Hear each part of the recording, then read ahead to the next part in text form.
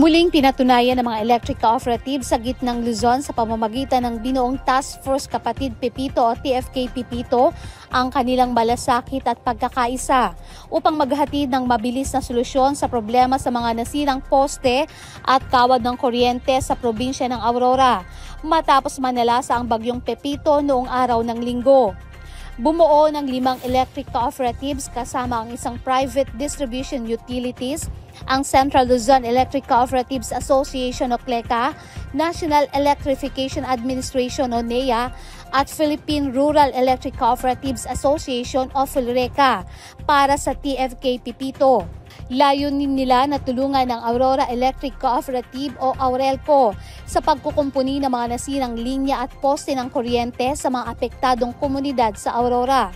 Sa isinagawang send-off ceremony na ginanap noong November 20 sa NECO 2 Area 2 Enhancement Area sa Soledad Santa Rosa, Nueva Ecija ay nasa 30 line workers mula sa Pampanga 1 Electric Cooperative, Pampanga 3 Electric Cooperative, Tarelco 1 Electric Cooperative, Tarelco 2 Electric Cooperative, Nueva Ecija 2 Electric Cooperative Area 2 at Angeles Electric Corporation ang ipinanalangin at pinasalamatan bago sila tuluyang naglakbay patungong Aurora. Dala ang kani-kanilang makabagong kagamitan tulad ng boom truck, mobile crane at digger upang mapabilis ang restorasyon ng kuryente sa nasabing lugar.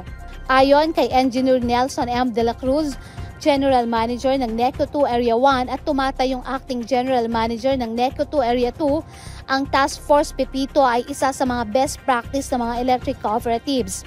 Isa itong patunay ng kahalagahan daw ng teamwork sa panahon ng krisis.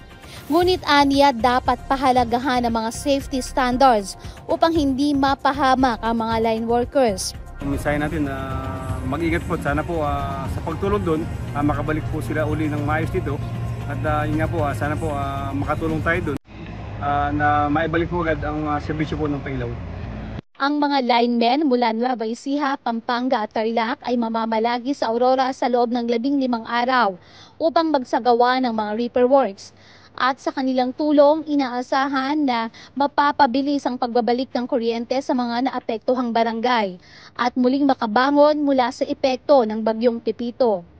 At siya ng Balitang Nueva Ecija, Juanet Bonda nag-uulat sa DWNE Teleradyo ang inyong kakampi.